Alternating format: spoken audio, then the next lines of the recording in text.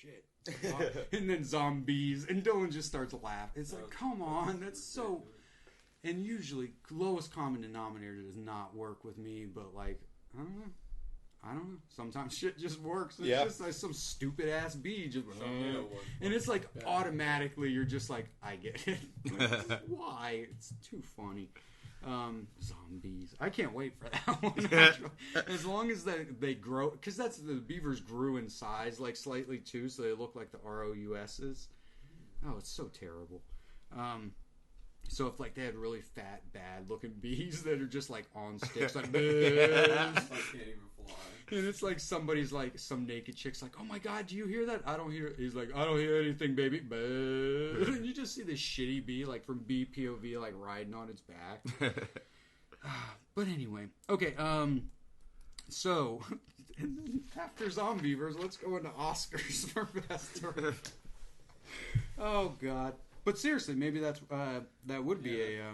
honestly, I think we should jump into Human Centipede, because this vibe we have right now is perfect for these type of movies. And then we'll get into talking about good stuff again. Okay.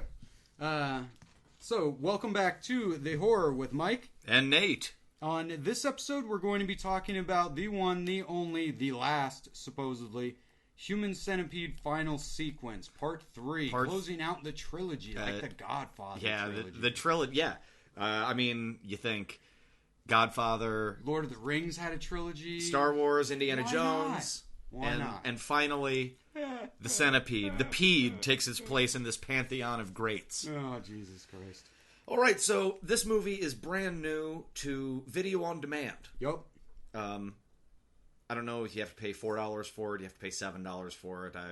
Depends on your cable service. Sure. But if you have a TV with cable, right now, you can watch Human Centipede 3. But should you? Don't do it. Don't do it. Don't do it. I only did that because we have to review it, and I do not recommend at all paying $4 for this motherfucker. Right. But when it is free, I would say watch it. I'll get back to that point later. All right. So, for both of you out there that don't know what a Human Centipede movie is, right? A Human Centipede is when several people, kids' ears. several people. This is very not safe for work review. Oh, yeah, that's right. This is a not safe for work review. So yeah. I'm not going to tiptoe. Nope. Human Centipede is where multiple people are sewn together, mouth to ass, to share one gastric system to make 100% them 100% medically correct. 100% medically correct, because apparently the movies tell us, and I'm not a doctor, so I can't dispute this. Dude, I'm not a doctor. But if you shit into someone's mouth, but the shit doesn't touch the air first, then there are no airborne microbes, and it's safe to eat. So this is how, if a human centipede, according to the movie, can be kept alive with, if you just... Nutrients injection. Right, makes just sense. inject them. Sure. So, Human Centipede 1, we had a 3-person centipede. Human Centipede 2 was... Which seemed extreme. Yeah. And then we got 11 or 12-person centipede I don't even in the second remember. one. I lost count. Yeah. Human Centipede 3 is set in a prison in Texas. Right. Where else? And it's the worst prison in America. The terribly insane. Oh, the horrendously. This is insanity. Like this before I made a joke about how I would like to see Nicolas Cage play the mad scientist. Right. I would have loved to see Nicolas Cage in this movie, like with the scenery chewing. This was like it was written for Cage. Right. And he might with his madness have been able to save it. Anyway, this insane warden. He beats his prisoners, he tortures his prisoners, he castrates his prisoners, but they just won't fall into line. So he decides to sew them all into a 500-person human centipede. Right.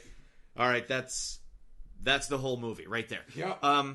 Actually, that's more of the movie than you think, because they don't even get to any human centipeding till like the last 15 or 20 minutes. You got to sit through like over an hour of just like terrible prison stuff. Oh, dude, it's brilliantly insane shit.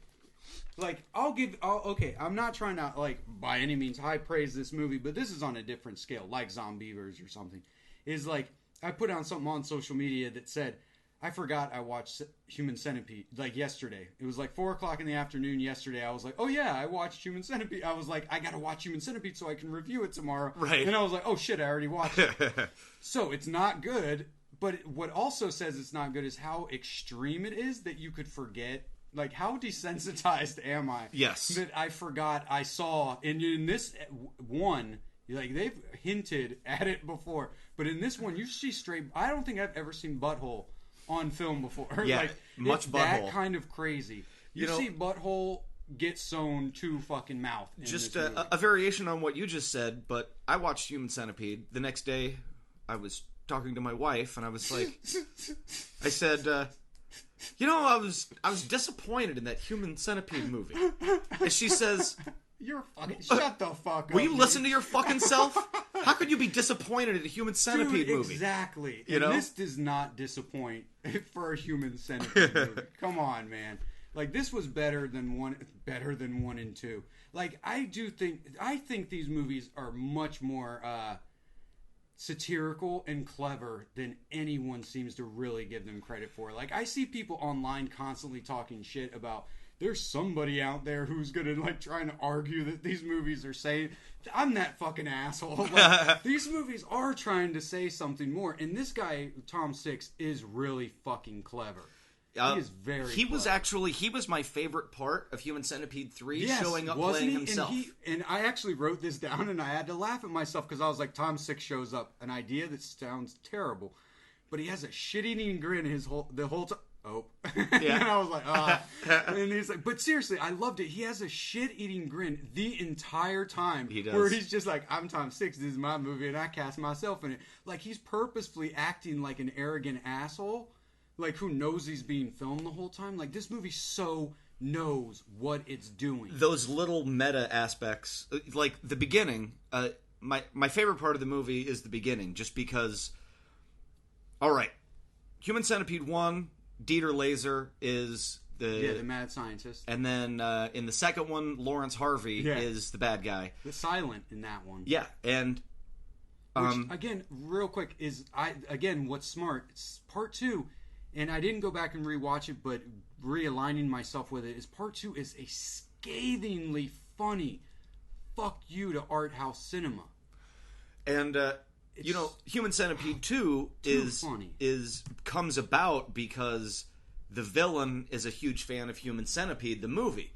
So they have that meta aspect. So Human Centipede 3 begins with these two same actors, Dieter Laser and Lawrence Harvey, watching the end of Human Centipede 2, which the end of Human Centipede 2 is Lawrence Harvey watching Human Centipede 1. So you've got, like, all three movies going on concurrently for like 3 seconds. Yeah. I really like that. Fucking all. I can't help it. This guy makes something that sounds so terrible, and it is terrible. He makes these movies as best as you could possibly can. Like, the first one, now that it's lost its whatever, I don't really think there's anything to the first one. The first one is kind of cool for just how fucking horrible it is. You know, the first one, I give it props. It's fairly serious. It's the only one in the series that tries to be unsettling and scary. Right.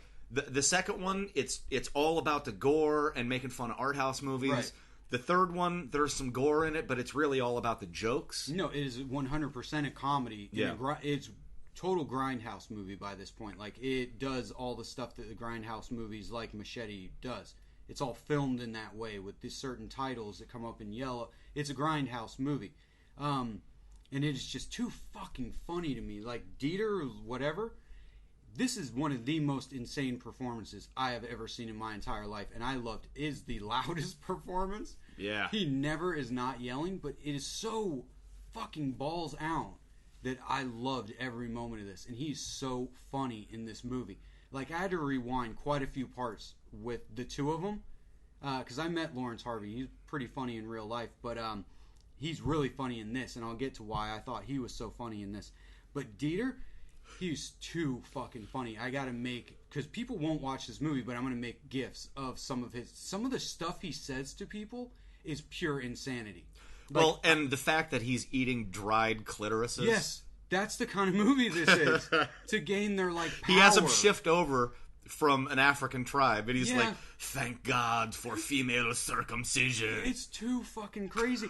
Here's some of the stuff that he is. One time, I was laughing so fucking hard, is he's like, we need medieval punishment, and he's just goes crazy in his office, and Lawrence Harvey is trying to convince him. Okay, I'm going to just jump right to that. He is utterly, completely one of the most insane characters, depraved, you will ever see on film. So it's worth watching for that. It's hard to come by people this crazy. He's so crazy. The movie is crazier than him, that he says making a human centipede is stupid, immature, ridiculous, gross. He's eating clitorises. Right. And cutting people's balls off, like, and then eating them. And you know what? He says it's depraved and disgusting. And the movie convinces him. It's like, no, look at it on paper. It makes sense. And they have to, like, convince him why this makes sense. So the movie's more insane than he is. And I wanted to throw a little spotlight on that. They show you up close him cutting open a guy's sack and squeezing his testicles out. Yeah. And then having them deep fried and eating them for lunch. Yeah. Not safe for work review, like we said. You know what? And that wasn't even for me. That wasn't even the most disgusting part for me. Yeah, these stuff we've seen before. It's how it's presented. The part where he rips out that dude's colostomy bag. Was bad. And then puts a gun in his colostomy bag hole and blows shit and blood all over. Yeah, that was pretty bad. That and when they shiv him and then fuck the shiv hole, that was pretty bad too. That was pretty bad. But we won't get into whatever that. But the colostomy bag, that was the only one that made me, just for a second, like, made me turn my head. So I was looking at the scene from just out of the corner of my eye for a second. And I was actually, and that was my big disappointment, is I wanted, like Human Centipede 2 had like 10 of those moments. Right. 10 of those moments where I was watching it and I'm like, I feel like I need a shower. Yeah, I know. I'm a bad person. I know. And, this is going to sound weird, but Human Centipede 3, it didn't make me feel like as bad of a person as the other not two. At all. So that was a bit of a disappointment. Some stuff that kind of did, but it was more done on how shitty humans are to each other, like what he does to his secretary and stuff. Yeah. Like, that was... That seemed like the cruelest thing of all. Actually, fuck it. Like I said, you're not going to watch Human Centipede. If you're going to watch it and don't want something ruined for you... The one part I thought went too far, and I was like, alright. But they cut away from it, was like where he fucks her when she's like, after she's been like beaten and all that stuff, and she's in the hospital, like in a coma. And he's like... So that I was... And because Lawrence Harvey's like, no, I love her. And it was just like... It was so twisted. I was like, this is too far. And then he sews her into this Human Centipede... Which goes back to being funny because Eric Red's like, and I swear the actor was probably brought in for a day and just be like, what am I doing? And be like, no, just follow these guys around. So the looks of horror on his face, where he's just like, Jesus Christ. It had to have been like genuine. Maybe he's a good actor. I'm not, it sucks that if that is acting, but it's too funny because he's like, is that your, like, they're just walking along and they're like, is that your secretary? Like right in the middle. And he's like, huh? What? Oh shit, yeah, I did put her there. That's pretty... Come on, I gotta show you something. And then, like, Lawrence Harvey, like, lays down next to her and starts, like, patting her head, and you just... And he's just, like... And he's walking around, like, dancing like fucking Willy Wonka. Like, right. And then you get the human caterpillar. Dude, the human caterpillar was too funny. And he's walking around like Willy Wonka, and he says some stuff that's really fucking good, where he's like, a Jew behind a Nazi, peace on earth. Like, now these people aren't... You're all so down. And it's really good about... It's pretty political. Like, it's very political. Prisons are too nice. We don't need to be doing this to people. But it kind of... He convinces Eric Red because he's like, people won't want to commit crimes because they won't want to have to be a part of it. A human centipede would be an effective deterrent against crime. Right. There's no question about it. And the movie's crazy, but the movie genuinely... presents those themes and people take them seriously. That's how crazy the movie is, where Lawrence Harvey's like, no, seriously, look, we made this human centipede. Now the money that went to feeding them, because now we just inject them with hormones, that we don't have to show them entertainment, we don't really have to house them too much. All these things that can go towards schools, that can go towards helping homeless people. instead of these murderers, rapists, the worst of the worst. Yeah. And then the worst of the worst get even worse, which is, you have to see it, the human caterpillar. Yeah. Which, that's one thing I won't ruin, is there's a human caterpillar. Yeah. Which, oh boy, makes Tom Six, the director, throw up. Right, Tom Six pukes. He loses his shit-eating grin for like 5 seconds. But it really was. It was too funny. I got some of the, like I said, he's getting so mad at one point, and Lawrence Harvey's trying to talk to him, and it just keeps doing this thing that I thought was hilarious, where it keeps cutting to Dieter and them having a conversation, but he's off in his own world, and Lawrence Harvey's trying to talk to him. So it'll like randomly cut back to Dieter for his part in the conversation, but he's talking to himself and doing not crazy shit, but he's like, sir, we need to do this, that, the other, blah. And he's like, water torture. And it's like listening to Wu-Tang Clan's thing, where he's just coming up with the worst thing to do to people and just torture, motherfucker, yeah. He's like, we'll do this to him. And then like at one point it cuts back and he's got a cigar in his mouth out of nowhere with a blowtorch out of nowhere, lighting his cigar with a blowtorch. Poison spiders for people scared of arachnophobia. And he's just going through all of this. And then really funny stuff, like he throws up into a trash can and then yells into the trash can, I hate human beings. Like, there's actually, this sounds absolutely insane, and maybe this is how much I like this movie proves that I'm actually an insane human being. But like, there's some good character work in this for somebody who's like legitimately going insane with paranoia, because it reminded me of the joy of watching Tommy Lee Jones be the warden in Natural Born Killers, where he's just so fucking crazy. He's like, yes. I don't care what your fucking name is. Jesus Christ on a rubber crutch, what is happening? And he's so paranoid the whole movie that they're going to come and kill him, that he like starts going crazy with rage and everything. And did you catch that the prison's called George W. Bush Prison Penitentiary? Yes, George H.W. Bush. George H.W. Bush. I was going to point that. Yep. And so there's a lot of like political. I actually wanted to throw a little bit of trivia in there. I'm not sure if you caught it or not, but there was Tom Six slipped in this really great sort of, I consider it a tribute. Maybe it would be a reference to Roger Ebert in the movie. Okay. There is a part in the cafeteria where the warden is screening the Human Centipede movies for the prisoners to let them know what's going to happen to them. Right. And this Asian guy stands up and starts yelling and right. And then he says something about this movie. In the world of this movie, there are no stars. The stars don't shine. That was cool. Yeah. Now, and that was Roger. Yeah. And famously, one of my favorite written reviews by Roger Ebert is of the first Human Centipede movie. Right. Who he praises the movie for being great at being detestable and being awful, and he didn't give it 0 stars. He says, I can't award this movie any stars because it lives in a world where stars don't exist. There are no stars. So I liked that little bit of cleverness they slipped I in really there. do think that Tom Six, I want to see what he does when he's not, because I think he came up with this premise, got to make a movie, which is what people want to do. I do think he's legitimately insane in the way that like his support group of like people and friends must so be like John Waters, his type of people, that he doesn't know what normal people are like anymore. Right. You know what I mean? It's that John Waters style crazy.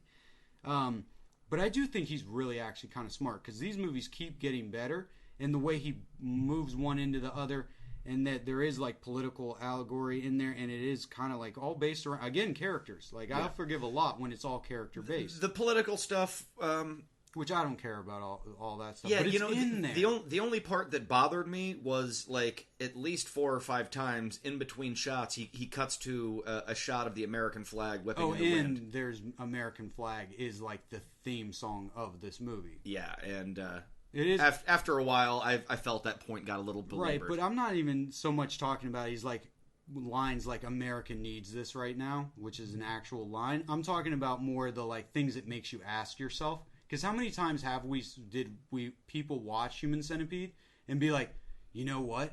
That's what they should do to prisoners. And this movie just uses all of the critiques that people have been giving him and makes it into that. Right. And so I think it's pretty smart. There's some really funny, like, sweet, like, there was this really funny line. I'm going to give you some lines from it now, where Lawrence Harvey keeps getting told, he's like, shave your stupid mustache off, because he's got a Hitler mustache. And Dieter is constantly referred to as a Nazi, and he's very German. He doesn't have a mustache. But there's this really funny joke that goes by so quick and so unannounced and so uncelebrated. Is Lawrence Harvey's trying to, like, keep his job and tell him how much he likes him as a person. He's like, I grew this mustache so I could look like you. And, like, they just... He doesn't have that mustache, right. But he sees him as such a Nazi, he thinks, like, that he should have that mustache, which I thought was so fucking funny. But again, how everyone's crazy. And so, what was one is where he goes crazy and he gets the assault rifle and he's on the megaphone and he's, like, unleashing one of the, like, would make my friend Alan blush of just the torrents of stuff he makes up about people. Yeah. His rivals. He must have somewhat surprisingly for a German-born man that becomes a Texas prison warden, he's kind of a racist. You know, absolutely. This movie is 100%. I know. I was underselling it. Yeah, it's the poster says all the rest of the poster said 100% medically accurate. This poster says 100% politically incorrect. It is trying its hardest to offend you.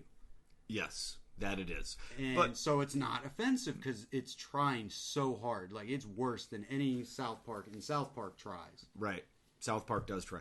Although I would say that a fair amount of people actually would be offended by this movie. Maybe not even so much the violence. It's pretty bad. Like, they do not hold back on the racial slurs. The racial slurs and the... There's only one female in the entire movie, and that's really gonna piss people off. Yeah. So, if you're like into women's stuff, you ain't gonna find this movie funny at all. Or politically correct anything. But that's the thing is if you're somebody who isn't so great at coming up with insults, get a piece of paper and watch this movie. He makes up endless. It is literally everything that comes out of his mouth. He makes up a new, more horrendous nickname for somebody. And I forgot to write some of them down. I should have.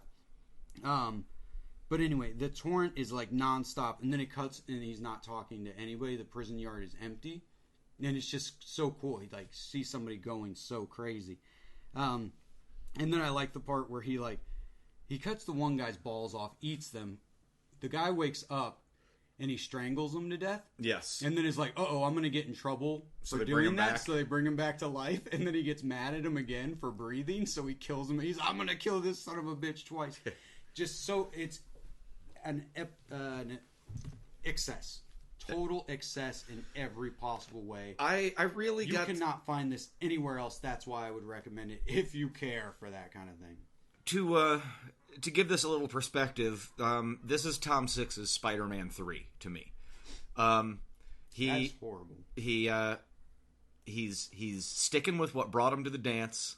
Human Centipede, inexplicably, and I know he probably feels the same way, made him the focus of international attention. Right. So he's got to stick with it. Now, the Spider-Man 3 thing comes in because, like Sam Raimi with that movie, I think by the time Tom Six got to Human Centipede 3, if he had his druthers, he'd probably make a different movie. Right. But he's got to stick with what brought him to the dance. Right. People want another one, so he made another one. Only he didn't really give that much of a shit about the previous two. He just had fun with this one. Right. A lot of people hate Spider-Man 3 because it's so different from the previous two. I hate Spider-Man 3. Well, and I think the reason for that is Sam Raimi was bored with the property and just trying to have fun for himself. And I see a lot of that in Human Centipede 3. Okay, that's pretty cool. So, scale of 1 to 10. I don't fucking know. 0. Yeah. But I thought it was fucking a lot of fun. What are you going to do? Yeah, I was... But no, technically it is well made. It is no. I mean, adequate. Like, these movies exist in a world where no stars shine, yeah, so we don't have to. Right. We don't have to give it a rating. Enough. There you go. You know, it's and it's competent. It's like funny, what the fuck does a rating matter? Somebody's listening. Well, shit. He gave it a 6 out of 10. Well, maybe I'll check it out now. Yeah. No, you're either going to watch this movie or you're not going to watch this movie. This isn't a review, basically. Anyway, we just told you everything that was worth watching. Yeah, pretty much. We just wanted to talk about it and. we felt that there were probably several of you that wanted to know more about the movie, but you didn't actually want to watch it. Yeah. And this podcast probably confirmed your suspicions. Yep. So there you go. It is what it is. It exists in a world where there are no stars. Have a great night, guys. Yes. We'll be back with the horror with Mike and Nate final sequence. Final sequence. Nice. Later on. How long did that go? Like 25. Because that's not really a review anyway. No. Like I said,